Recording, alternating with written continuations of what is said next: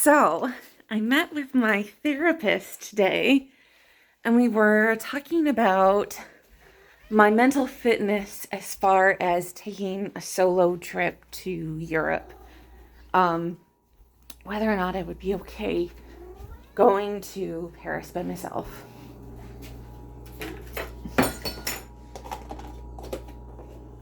And she said that she was pretty encouraged by several factors about how I was describing the trip. The first being that I had kind of an open itinerary. I don't really have a whole lot of things planned from day to day, so I'm kind of taking it easy. I do have certain things planned on certain days, but nothing that is dire or set in stone, that if I need to go back to my hotel room and sleep or take a break or rest, that I can do that. And so she was really encouraged by that fact, that if anything comes up, I can just take a break and take a rest, and that there's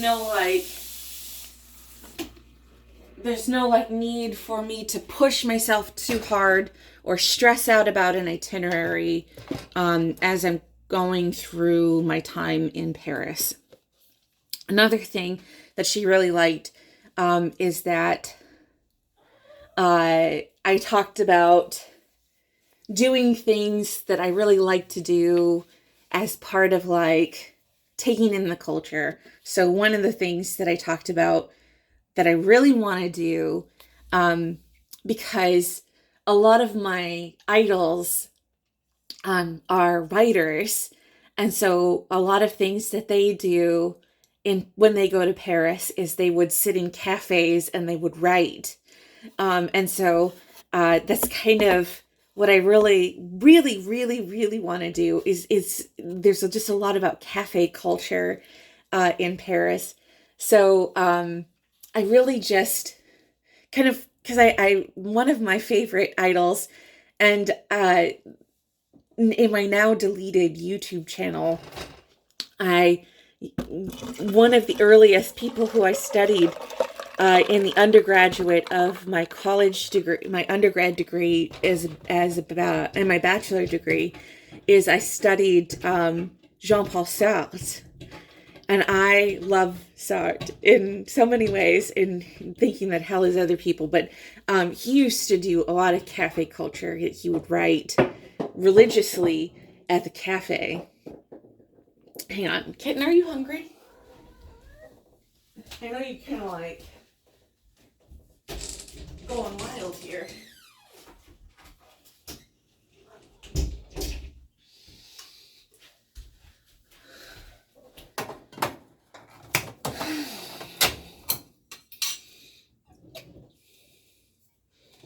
There you go. Anyway, so I love this idea of having a small meal, like a croissant, or a coffee, or some just a little schmeck of something, just a little meal or something at the cafe, and sitting and enjoying myself, having breakfast of some kind, sitting with my notebooks and taking in people walking by, the smells, the sights, the sounds of the city, and reflecting about my trip, and books, because I'm planning on reading some books about Paris from my favorite writers, such as I'm reading a James Baldwin book, Giovanni in Paris, or Giovanni, what's it called? Giovanni's Bedroom, I think it's called, which is about Paris. And I also want to read a Jack Kerouac novel called Satori in Paris, where he goes to Paris to learn about his family, about his heritage. So I want to read those books before I go to Paris and reflect on those novels as I'm sitting in Paris. So I kind of want to read about Paris before I go to Paris and then reflect on those novels about going to Paris while in Paris. So I don't know. It's kind of stupid. It's kind of stupid. I know. But I think it's because I've read Ta-Nehisi Coates, and Ta-Nehisi Coates wrote Between the World and Me. And in that book, he um, goes to Paris at the end of Between the World and Me, because he talks about James Baldwin, and he reflects about Paris as well as from an outside perspective and how he feels like an outsider when he goes to Paris. So I want to reflect about how Paris makes me feel as somebody who is an outsider. Because James Baldwin came to Paris and he felt like it was a homecoming. So I want to know what Paris makes me feel like when I go there. Is it going to feel like home? Am I going to feel like an outsider? Because I've learned French. I'm a fluent French person. How is Paris going to make me feel when I go there? Am I going to feel like a person who is welcomed there, or am I going to feel like an outsider? So I'm curious.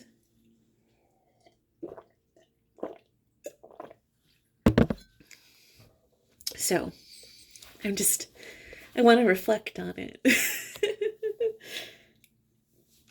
I know it's really dumb.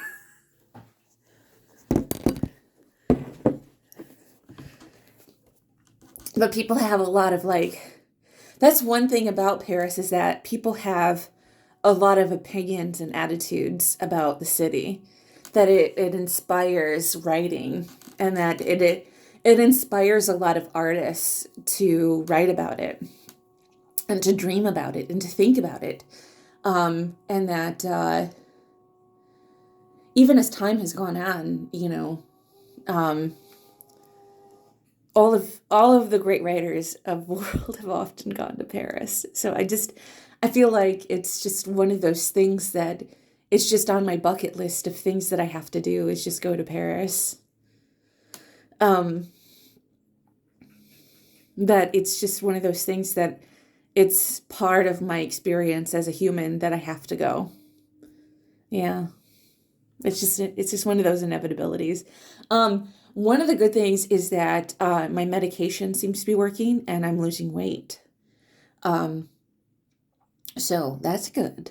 My appetite seems to be going down, and that I have lost what is it, 4 pounds this week. So I'm doing pretty good. So hopefully the trend will continue through the next month, and I'll lose some weight before um, I take my trip. Hopefully I can lose like 10 pounds before I get on that flight, and I can have some wiggle room as I get on the plane. But that would be nice. That would be nice to get on the plane and have some wiggle room before the end of the year. But this medication seems to be working pretty well. I seem to be doing okay on it. I'm enjoying it pretty well. So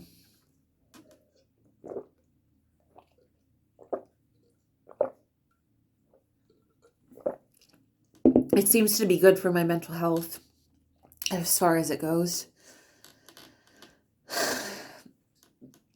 I did have one struggle day, but it was just one day where I was like, And then I did okay after that.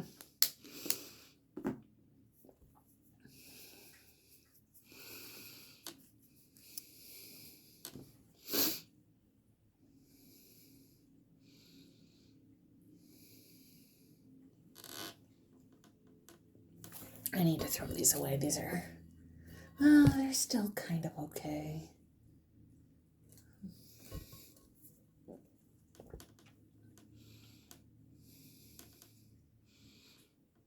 How are you today?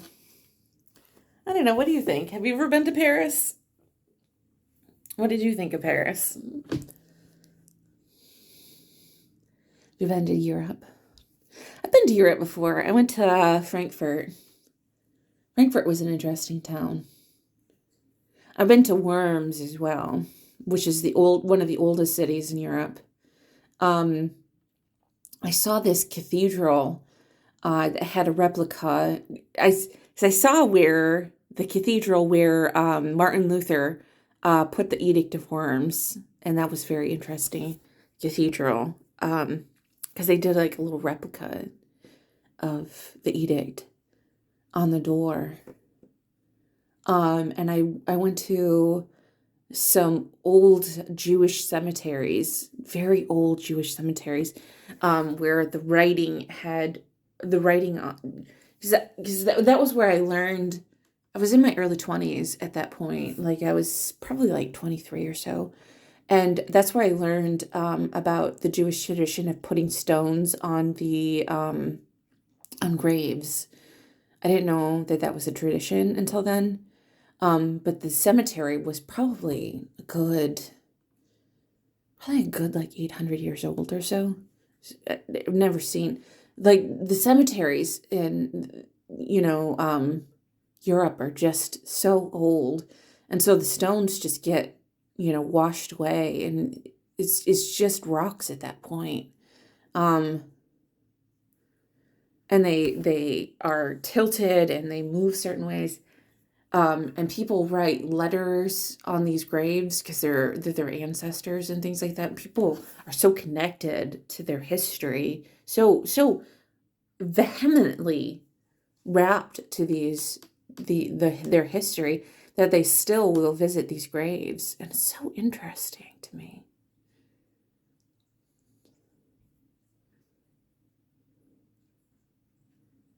I mean, we're not as connected to our dead in the United States. We don't tend to visit our dead as much.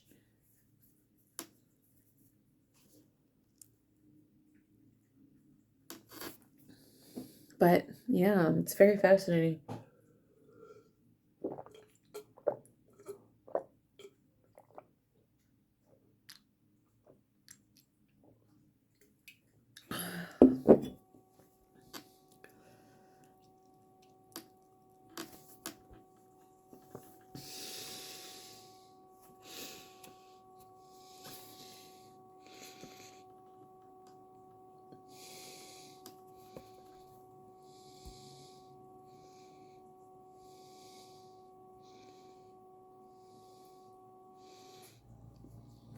But they'll put like markers on the graves as a sign of like respect for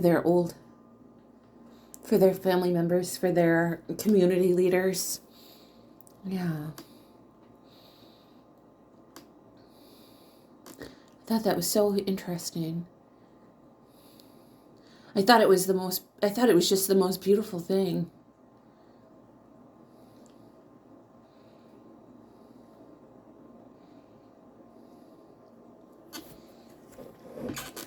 I haven't thought about that cemetery in years, yeah.